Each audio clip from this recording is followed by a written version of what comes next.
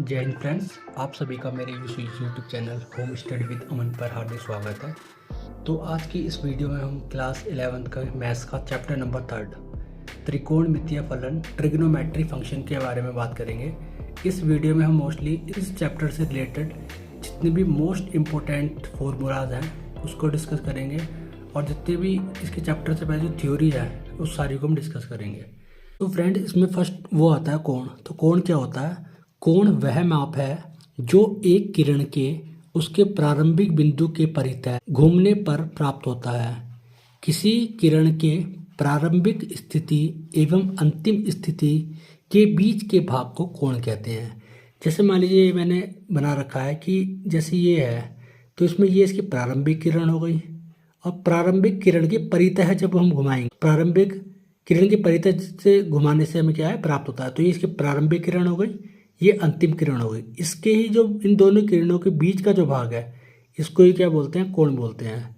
इसके अलावा हम इसको ऐसे भी डिफाइन कर सकते हैं कि किसी वृत्त के चाप एवं त्रिज्या के अनुपात को भी कोण कहते हैं। कोण बराबर होता है चाप की लंबाई बटे त्रिज्या, क्योंकि ये हमारे क्वेश्चन में ऐसे ही पूछ सकता है कि हमें चाप की लंबाई गिवन है और रेडियस गिवन है कि आप इनके बीच का कोण बताइए। तो कोण होगा चाप की लंबाई बटे त्रिज्या। जैसे कि मैंने वृत्त बना रखा है, तो ये पूरा वृत्त है, तो इसका ये वाला जो पार्ट है, ये पार्ट इसका ये हो जाए, यहाँ से लेकर यहाँ तक की जो लंबाई है ये चाप की लंबाई हो जाएगी और ये इसकी रेडियस आ गई। तो हमारा कोण कैसे निकल जाएगा? चाप की लंबाई बटे रेडियस करके हमारा इसका कोण का मान निकल जाएगा। अब हम देख लेते हैं कि कोणों को दो प्रकार से भी मापा जा सकता है। एक होता है डिग्री माप और एक होता है रेडियन माप। आपके एग्जाम में क्वेश्चन आएगा, कोई भी दे रखा होगा जैसे कि इसको डिग्री माप को रेडियन में कन्वर्ट कीजिए, या फिर होगा कि रेडियन को डिग्री में कन्वर्ट कीजिए। तो आपको इसमें से कोई भी कन्वर्ट करने के लिए आपके एग्जाम में पूछा जा सकता है। इसमें फर्स्ट आता है डिग्री माप, कि डिग्री माप क्या होता है।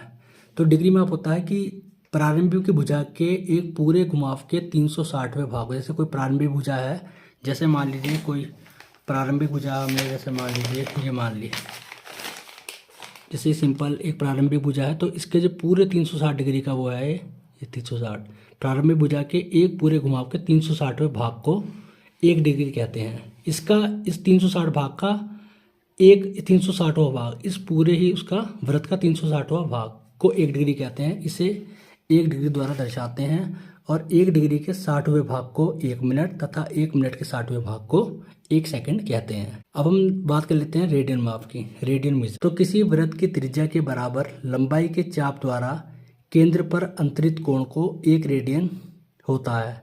केंद्र पर अंतरित कोण 1 रेडियन होता है और किसी किरण का एक चक्कर पूरा करने में किरण द्वारा घुमाया गया कोण 2 पाई रेडियन कहलाता है।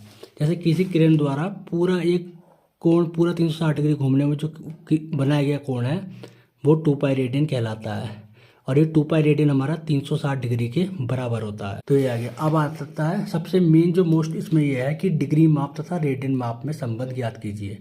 आपसे पूछ लेगा कोई भी कन्वर्ट करने के लिए एग्जाम में। तो इसमें 2 पाई रेडियन की जो वैल्यू है वो होती है 360 डिग्री। तो 1 पाई रेडियन की वैल्यू हो जाएगी 180 डिग्री। तो ये समझ लेते हैं ऐसे यहाँ पे कि 2 पाई रेडियन की जो वैल्यू होती है वो होती है 180 डिग्री। तो जब भी आपको रेडियन से डिग्री में कन्वर्ट करना हो तो आप इस फॉर्मूले का यूज़ करेंगे। अब हम इसका एक एग्जांपल देखते हैं। जैसे हमारे पास एग्जांपल है कि 25 डिग्री को रेडियन में बदलो। तो आप इसको कैसे बदलोगे? क्योंकि हमें पता है कि 180 डिग्री बराबर पाई रेडियन होता है, तो इसलिए 1 डिग्री बराबर हो जाएगा पाई बट्टे 180 रेडियन। तो अब हमें 25 डिग्री का हो जाएगा पाई बट्टे 180 गुणा 25। तो जब हम इसे 5 से काटेंगे तो 5 पंजे 25 जाएगा और 5 से जब 180 को डिवाइड देंगे तो 36 बार जाएगा। तो ये आ जाएगा 5 पाई अपॉन 36 रेडियन। तो ये 25 डिग्री बराबर 5 पाई अपॉन 36 रेडियन आ गया। अब वो कह रहा है कि 5 पाई अपॉन 3 रेडियन को डिग्री में बदलो। अब हमें पता है कि 1 पाई रेडियन में 180 डिग्री होते हैं, तो 1 रेडियन में 180 बट्टे पाई डिग्री हो जाएंगे। तो 5 पाई अपॉन 3 रेडियन में 5 पाई अपॉन 3 गुणा 180 बट्टे पाई हो जाएंगे। पाई से पाई कैंसिल हो जाएगा, 3 से इसको काटेंगे तो 60 टाइम जाएगा और 60 की मल्टीप्लाई जब हम 5 में करें तो 300 डिग्री आ जाएगा। तो 5 पाई अपॉन 3 रेडियन में 300 डिग्री हो जाएंगे। अब इसकी सारणी की बात कर लेते हैं। ट्रिग्नोमेट्री के मान की सारणी है, ये भी आपको याद होनी चाहिए। कभी भी रैंडमली कोई भी आपको 1 मार्क्स में भी पूछा जा सकता है और मोस्टली sec 30 की वैल्यू आपसे एग्जाम में पूछी जाती है। तो आपको ये पूरी टेबल याद ही करनी पड़ेगी। जैसे साइन 0 की वैल्यू 0 होती है, आप ये 3 याद कर लीजिए, बाकी 3 आपके निकल जाएंगे, इनकी सहायता से आपके ये निकल जाएंगे।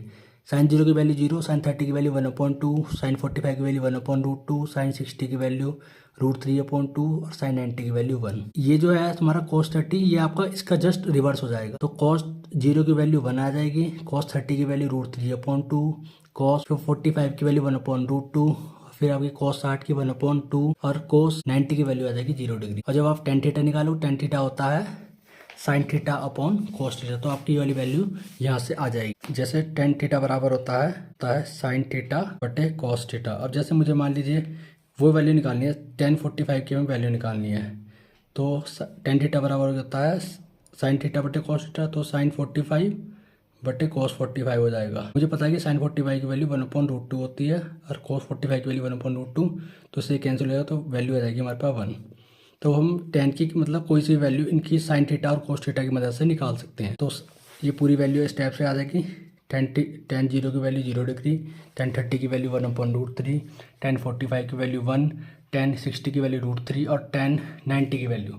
अब देखते हैं तो tan 90 की वैल्यू, जैसे tan 90 की वैल्यू निकालनी है हमें, tan 90 की वैल्यू हो जाएगी sin 90 बटा cos 90। तो sin 90 की वैल्यू की बात करें तो इसकी वैल्यू हो जाएगी 1 और cos 90 की वैल्यू हो जाएगी 0। तो जब 0 से 1 को डिवाइड देंगे तो ये हमारा इन्फिनिटी आएगा। अब हम देख लेते हैं कोसेक 30 की वैल्यू। कोसेक जो होता है ये होता है साइन थीटा का जस्ट उल्टा। तो कोसेक थीटा की वैल्यू हम देख लेते हैं एक बार इसकी सारी। जैसे कोसेक थीटा की मुझे 30 की वैल्यू निकालनी है, तो मैं क्या करूँगा 1/sin 30 कर दूँगा। तो 1 sin 30 वैल्यू मुझे पता है 1/2 होती है, और ये वाला जो 2 है हमारा, ये हमारा सबसे ऊपर चला जाएगा यहाँ, तो इसकी वैल्यू हो जाएगी कोसेक 30 की वैल्यू हो जाएगी 2। ऐसे ही हम बात कर लेते हैं सेक थीटा की।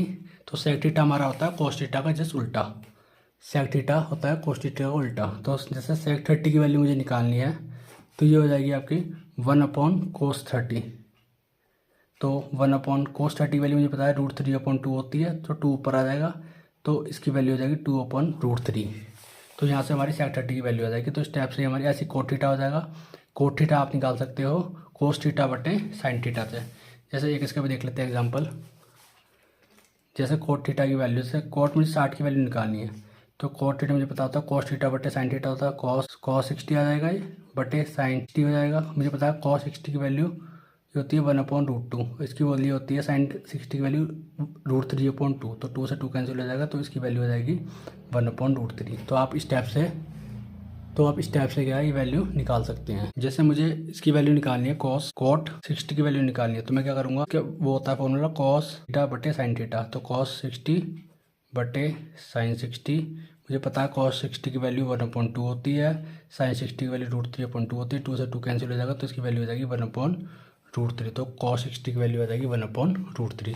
तो आपको सारी वैल्यू स्टेप से वो कर लेनी है, आपको साइन थीटा की और cos थीटा की याद रखनी है, बाकी आप सारी वैल्यू खुद भी निकाल सकते हैं। और साइन थीटा cos थीटा में कुछ टफ नहीं है, बस आप साइन थीटा की याद कर लीजिए और cos थीटा की जैसे इसकी रिवर्स हो जाएगी। अब हम चलते हैं नेक्स्ट। अब हम इसमें देखेंगे कि ये क्वाड्रेंट के अकॉर्डिंग, चतुर्थांश के अकॉर्डिंग ट्रिग्नोमेट्री जो ये फंक्शन होते हैं इनकी वैल्यू कैसे चेंज होती है हम उसको देखेंगे। जैसे ये होता है फर्स्ट क्वाड्रेंट, ये होता है सेकंड क्वाड्रेंट, ये होता है थर्ड क्वाड्रेंट, ये होता है फोर्थ क्वाड्रेंट। अब इसमें देख लेते हैं कि ASTC जो है ये एक तरह से इसके शॉर्टकट के लिए बनाए गए हैं, जैसे कि आपको याद है। जैसे ये होता है 0 डिग्री, ये हो जाता है 90 डिग्री, ये 180 डिग्री और ये होता है 270 डिग्री। अब ए से जो हमारा मीन्स है यहाँ पे, बाकी मैंने इसका रेडियन में भी लिख रखा है। जैसे 90 की बात करें तो 90 को हम π/2 लिखते हैं रेडियन में, 270 डिग्री को 3π/2 और 180 को पाई रेडियन। अब हम इसमें देख लेते हैं कि ASTC क्या रिप्रेजेंट कर रहा है। तो ए रिप्रेजेंट कर रहा है ऑल पॉजिटिव। इसका मतलब प्रथम चतुर्थांश में हमारी सारे ही फंक्शन की जो वैल्यू होती है वो हमारी पॉजिटिव होती है। यही हम बात करें कि 0 डिग्री से 90 डिग्री के बीच में सारी वैल्यू पॉजिटिव होती हैं। यही अगर हम 90 डिग्री से आगे जाएंगे, जैसे ही 90 डिग्री में कुछ ऐड होगा तो ये जो वैल्यूज़ है हमारी, एस का मतलब हो गया साइन थीटा और इसका जस्ट उल्टा कोसेक थीटा। तो साइन थीटा और कोसेक थीटा की वैल्यू ही सिर्फ इसमें पॉजिटिव होगी, नहीं तो बाकी जितनी भी सारी वैल्यू हैं वो इसमें निगेटिव होंगी सेकंड चतुर्थांश में। और थर्ड चतुर्थांश की बात करें टी, तो इस पर tan थीटा और cot थीटा दोनों की वैल्यू इसमें पॉजिटिव होगी, बाकी सबकी वैल्यू निगेटिव होगी। और ये हमारा फोर्थ क्वाड्रेंट है, इसमें कॉस थीटा और सेक थीटा इन दोनों की वैल्यू ही इसमें पॉजिटिव होगी। इसके अलावा जितने अदर फंक्शंस हैं, ट्रिग्नोमेट्रिक फंक्शन हैं, उन सभी की वैल्यू इसमें निगेटिव होगी। अब जैसे इसमें हम देख लेते हैं, मैंने फॉर्मूले सारे लिख रखे हैं ये। जैसे अब देखो, मुझे जैसे साइन थीटा है, अब ये जो साइन है ना, ये माइनस, जैसे ही मैं पाई में से कुछ चीज़ घटाऊंगा तो वो सेकंड चतुर्थांश में पहुंच जाएगी, पाई में कुछ जोड़ूंगा तो थर्ड क्वाड्रेंट में पहुंच जाएगी। ऐसे ही मैं 90 डिग्री में कुछ जोड़ूंगा तो वो सेकंड क्वाड्रेंट में पहुंच जाएगी। ऐसे ही मैं 90 से कुछ घटाऊंगा तो वो फर्स्ट क्वाड्रेंट में पहुंच जाएगी। अब देख लेते हैं इनको। जैसे साइन थीटा था, तो साइन थीटा में 90 माइनस थीटा, 90 माइनस थीटा मतलब फर्स्ट क्वाड्रेंट में आ रहा है, तो ये सारी वैल्यू पॉजिटिव हो जाएगी। देखो ये कॉस थीटा आ गया, बट इसमें एक चेंजमेंट है। 90 के केस में ये फंक्शन आपस में चेंज हो जाते हैं। जैसे 90 के केस की जब भी बात करेंगे तो साइन थीटा हमारा जो कन्वर्ट हो जाएगा वो हो जाएगा कॉस थीटा में, कॉस थीटा कन्वर्ट हो जाएगा हमारा साइन थीटा में, और टेन थीटा कन्वर्ट हो जाएगा हमारा कॉट थीटा में, और कॉट थीटा कन्वर्ट हो जाएगा हमारा टेन थीटा में, और सेक थीटा कन्वर्ट हो जाएगा हमारा कोसेक थीटा में, सेक थीटा कन्वर्ट हो जाएगा हमारा कोसेक थीटा में, और जो कोसेक थीटा है हमारा, कोसेक थीटा कन्वर्ट हो जाएगा सेक थीटा में। तो आपको ये याद रखना, जब भी 90 का केस आएगा, 90 में प्लस या माइनस का, तो हमारे ये फंक्शन आपस में चेंज हो जाएंगे। अब हम देख लेते हैं। जैसे इसमें साइन थीटा था, देखो साइन थीटा का 90 में से थीटा घटाएंगे, जैसे 90 में से थीटा घटाएंगे तो ये हमने सारा देख लिया था। बट इसमें जो वैल्यूज, जो फंक्शन हमारा चेंज हो गया। साइन थीटा मैंने बोला था कि कोस में हो जाए तो कोस में हो गया, कॉस थीटा साइन थीटा में, टेन थीटा कोट थीटा में, कॉट थीटा टेन थीटा में, और सेक थीटा कोसेक थीटा में, कोसेक थीटा सेक थीटा में। तो ये हमारे सारे कन्वर्ट हो जाएंगे। अब हम देख लेते हैं कि 90 के प्लस का, जैसे ही हम 90 में कुछ डिग्री ऐड करेंगे तो ये हमारा सीधा सेकंड क्वाड्रेंट में पहुंच जाएगा, और सेकंड क्वाड्रेंट में पहुंच जाएगा तो इसमें सिर्फ साइन थीटा और कोसेक थीटा की वैल्यू ही इसमें पॉजिटिव होगी। इसके अलावा सारी ही वैल्यू हमारी निगेटिव हो जाएंगी। अब देख लेते हैं। जैसे साइन थीटा ये था, साइन था, तो साइन 90 प्लस थीटा था, तो ये कन्वर्ट हमारा हो जाता कॉस थीटा में। बट देखो इसकी वैल्यू हमारी पॉजिटिव आई है। यही हम बात करते हैं कोसेक थीटा की वैल्यू हमारी पॉजिटिव आई होगी। जब हम कोसेक थीटा में 90 प्लस थीटा ऐड करेंगे तो ये बन जाएगा हमारा, ये कोसेक तो कन्वर्ट सेक में हो जाएगा, लेकिन जब कोसेक में वो करेंगे हम तो ये कन्वर्ट इसमें हो जाएगा सेक में, लेकिन पॉजिटिव हमारी वैल्यू आई है। अब जैसे मान लीजिए कॉस था, तो कॉस 90 प्लस थीटा करेंगे तो कॉस का में चेंज हो जाएगा साइन में, लेकिन सेकंड क्वाड्रेंट में पहुंचे तो निगेटिव वैल्यू हो जाएगी। जैसे टेन की बात आएगी तो टेन भी निगेटिव हो जाएगा, बट टेन कन्वर्ट हो जाएगा कॉट थीटा में। इसी प्रकार से कॉट थीटा कन्वर्ट हो जाएगा टेन थीटा में, बट वैल्यू निगेटिव आएगी। क्यों आएगी? क्योंकि हम जानते हैं कि जैसे 90 में कुछ प्लस होता है तो सेकंड क्वाड्रेंट में पहुंच जाता है। सेकंड क्वाड्रेंट में सिर्फ या तो साइन में ऐड हो रहा हो या फिर कोसेक में ऐड हो रहा हो, सिर्फ यही वैल्यू हमारी पॉजिटिव होंगी, इसके अलावा सारी वैल्यू निगेटिव आएंगी। तो ये हमारा स्टेप्स हो जाएगा। ऐसे ही हम देख लेते हैं कि साइन 180 माइनस, अब जैसे साइन 180 की बात आ गई तो ये हमारी बात हो गई थर्ड क्वाड्रेंट की। अगर हमें थर्ड क्वाड्रेंट में यदि हम 180 में कुछ थीटा जोड़ते हैं या फिर हम घटाते हैं, अगर हम 180 में से कुछ चीज़ घटाएंगे तो वो पहुंच जाएगा हमारा सेकंड क्वाड्रेंट में। अगर हम 180 में कुछ जोड़ेंगे तो वो पहुंच जाएगा हमारा थर्ड क्वाड्रेंट में। लेकिन अगर थर्ड क्वाड्रेंट में पहुंच जाएगा तो उसमें सिर्फ टेन थीटा और कोट थीटा की वैल्यू ही हमारी पॉजिटिव होंगी, इसके अलावा सारी वैल्यू हमारे पर निगेटिव हो जाएंगी। अब देख लेते हैं, जैसे साइन 180 में से हमने थीटा घटाया, तो जब हमने साइन 180 में थीटा घटाया तो सेकंड क्वाड्रेंट में पहुंच गया, तो सिर्फ इसमें सिर्फ साइन थीटा कोसेक थीटा की वैल्यू पॉजिटिव होगी, इसके अलावा सारी वैल्यू हमारे पास निगेटिव हो जाएंगे। अब देख लेते हैं, साइन थीटा 180 में से घटाया तो ये हमारा क्या बचा साइन थीटा, बट इसमें फंक्शन चेंज नहीं होगा। जैसे उसमें 90 डिग्री करके फंक्शन चेंज हो रहा था, इसमें कि साइन का कॉस बनना था, तो वो केस इसमें नहीं होगा, इसमें एग्जेक्टिव वही आएगा।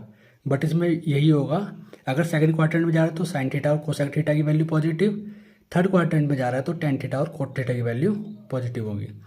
अब जैसे देखो कॉस थीटा ले लेते हैं हम, तो कॉस थीटा का क्या होता है, कॉस थीटा ही आएगा ये, लेकिन 180 माइनस थीटा तो मतलब पहुंच रहा है सेकंड क्वाड्रेंट में। अब सेकंड क्वाड्रेंट में तो सिर्फ साइन थीटा और कोसेक थीटा ही पॉजिटिव होते हैं, तो कॉस थीटा क्या हो जाएगा, नेगेटिव हो जाएगा। तो आपका ये स्टेप से सारा हो जाएगा। कॉट थीटा का कॉट थीटा ही आ जाएगा, बट हमें पता है कि ये भी निगेटिव आएगी।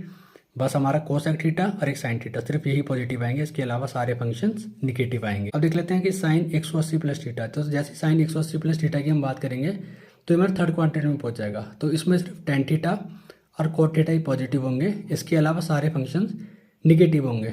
देख लेते हैं, देखो टेन थीटा ये रहा कॉट, और एक हमारा कोट थीटा, तो कोट थीटा ये रहा देखो, तो टेन थीटा का टेन थीटा जाएगा, लेकिन चेंज इसका पॉजिटिव आएगा। कोट थीटा का चेंज भी पॉजिटिव आएगा, क्योंकि हम जानते हैं थर्ड क्वाड्रेंट में टेन थीटा और कोट थीटा पॉजिटिव होते हैं, इसके अलावा सारे फंक्शंस निगेटिव हो जाते हैं। अब देखो साइन का भी निगेटिव आ गया, कॉस का भी निगेटिव आ गया, सेक का भी निगेटिव आ गया, कोसेक का भी निगेटिव आ गया। अब हम देखते हैं नेक्स्ट। अब जैसे हमारा एक केस आया कि साइन माइनस थीटा, तो जैसे ये था देखो 0 डिग्री था, अगर हम 0 डिग्री से कोई चीज़ कम करेंगे तो ये हमारी चीज़ आएगी, तो ये चीज़ हमारी फोर्थ क्वाड्रेंट में आ जाएगी। तो हम जानते हैं कि इसमें जो है कोस थीटा और सेक थीटा सिर्फ यही वैल्यू हमारी पॉजिटिव होंगी, इसके अलावा सारी जो फंक्शंस की वैल्यू है इसके अलावा वो सारी निगेटिव होगी। जैसे देखो साइन माइनस थीटा आ गया, जैसे ये आ गया साइन माइनस थीटा, तो देखो साइन ये निगेटिव है तो साइन हमारा निगेटिव ही आएगा, सिर्फ इसमें कॉस थीटा और एक तुम्हारा सेक थीटा, बस यही आपकी वैल्यू पॉजिटिव आएंगी, इसके अलावा सारे वो आएंगे। देखो कॉस माइनस थीटा करेंगे तो प्लस कॉस थीटा आएगा, सेक माइनस थीटा करेंगे तो प्लस के सेक थीटा आएगा, ऐसे टेन माइनस थीटा माइनस का टेन थीटा आएगा, कोसेक माइनस थीटा माइनस का कोसेक थीटा आएगा, कॉट माइनस थीटा माइनस का कॉट थीटा आएगा। अब इसमें सम इंपॉर्टेंट फॉर्मूले हैं, ये आपको याद करने ही करने हैं। साइन स्क्वायर प्लस ए प्लस कोस स्क्वायर ए बराबर 1, सेक स्क्वायर ए की वैल्यू जो होती है वो होती है 1 plus tan square A, cot square A की value cosec square A minus A. अब ये है sine A plus B cos A plus B, ये फॉर्मूला बहुत इंपॉर्टेंट है। साइन ए प्लस की जो वैल्यू हो जाएगी वो हो जाएगी sine A into cos B plus cos A into sine B. Sine A minus B की वैल्यू एक बार साइन की मल्टीप्लाई इसमें करो, फिर कॉस के साथ उल्टा हो जाएगा वो, देखो sign A into cos B. चिन्ह आपके एग्जैक्टली सेम आएंगे, देखो साइन वाले में चिन्ह आपके सेम आएंगे, देखो ये सेम ही है, माइनस था तो यहाँ भी माइनस आ गया, तो आपको ये आया sign A into cos B minus, इस बार कॉस के साथ ए आएगा, कॉस से अब साइन के साथ भी आएगा साइन बी। इस बट कोसेक की बात करें, कोस की बात करें तो इसमें आपके चिन्ह जो है अपोजिट हो जाते हैं। अब देखो जैसे कोस ए प्लस बी है तो उसमें क्या जाएगा cos A into cos B, but यहाँ पे चिन्ह प्लस का है लेकिन मेन उसमें आएगा माइनस का, minus sign A into sine B, ऐसे ही आपका फॉर्मूला ये हो जाएगा। बस यहाँ निगेटिव है तो यहाँ बीच में पॉजिटिव हो जाएगा, तो cos A into cos B plus sine A into sine B, ये फॉर्मूला आपका टेन ए प्लस बी का आ गया। ये क्या है tan A plus tan B upon 1 minus tan A into tan B, ऐसे टेन ए माइनस बी का फॉर्मूला आ गया tan A minus tan B upon 1 plus tan A into tan B. देखो यहाँ पे प्लस आ रहा है तो यहाँ भी प्लस आ जाएगा, यहाँ हमारा उल्टा हो जाएगा, ऐसे यहाँ पे माइनस का आ रहा है तो यहाँ भी माइनस, यहाँ पर ये हो गया प्लस का। अब है कोट ए प्लस बी, इसके वैल्यू वो आ जाएगा formula cot B into cot A minus 1 upon cot A plus cot B, ऐसी कोट ए माइनस बी है तो cos B into cos A plus 1 cot B minus cot A. ये वाले फॉर्मूले इतने ज़्यादा इंपॉर्टेंट नहीं है, लेकिन ये 10 वाले आपके बहुत इंपॉर्टेंट फॉर्मूले हैं। अब हम चलते हैं नेक्स्ट। अभी फॉर्मूला साइन 2 है, ये होता है 2 साइन ए इंटू कॉस ए, और एक फॉर्मूला होता है इसका टेन के, उसमें भी होता है 2 टेन ए अपॉन 1 प्लस टेन स्क्वायर ए। ऐसे आपको कोस 2 ए का बहुत इंपॉर्टेंट फॉर्मूला है इसके भी, तो cos square A minus sine square ए, एक फॉर्मूला होता है इसका 2 कोस स्क्वायर ए माइनस 1, एक फॉर्मूला ये भी होता है साइन के टर्म में 1 माइनस 2 साइन स्क्वायर ए, और एक होता है टेन के टर्म में होता है 1 माइनस टेन स्क्वायर ए अपॉन 1 प्लस टेन स्क्वायर ए। ऐसे ही हम साइन 3 की फॉर्मूले की बात करें तो 3 sign A minus 4 sine cube ए, इसका फॉर्मूला आपको एक्सरसाइज में भी यूज होना होगा। ये cos 3 का फॉर्मूला 4 cos क्यूब ए माइनस 3 cos ए, tan 3 का फॉर्मूला हो जाएगा 3 tan ए माइनस tan क्यूब ए अपॉन 1 माइनस 3 tan स्क्वायर ए। तो ये आपको याद ही करने पड़ेंगे, और आपको याद ऐसे होंगे, पहले आपने याद कर लिए, फिर आपको इनको रेगुलर बेसिस पे लिख के भी देखना पड़ेगा, रिकॉल भी करना पड़ेगा, तभी आपको ये याद हो पाएंगे। ऐसे ही आएंगे आपके 2 sine A into cos B बराबर sign A plus B plus sine A minus B, 2 cos A into sine B बराबर हो जाएगा sign A plus B minus sign A minus B, 2 cos A into cos B बराबर cos A plus B plus cos A minus C, 2 sine A into sine B बराबर हो जाएगा cos A minus B minus cos A plus B. ये है, बाकी ये formula, ये चारों फॉर्मूला बहुत ज़्यादा इंपॉर्टेंट है, ये आपके बहुत ही ज़्यादा यूज होंगे। अब जैसे देखो sine C plus sine D का फॉर्मूला है, तो ये फॉर्मूला हो जाएगा 2 sine A C plus D upon 2 into cos C minus D upon 2 आ जाएगा। Sine C minus sine D का फॉर्मूला हो जाएगा 2 cos C plus D upon 2 into sine C minus D upon 2, एक बार आपको जोड़ देना है अपॉन 2 और एक बार घटा देना है अपॉन 2। ऐसी cos C plus cos D, इसमें आपका cos वाले में दोनों ही साइन, दोनों ही जगह cos आएंगे, तो 2 cos C plus D upon 2 into cos C minus D upon 2। ऐसे ही आपका ये लास्ट फॉर्मूला हो जाएगा, ऐसे ही आपका ये लास्ट फॉर्मूला आ जाएगा cos C minus cos D का, इसमें दोनों ही जगह साइन आएंगे, 2 sine C plus D upon 2 into sine D minus C upon 2।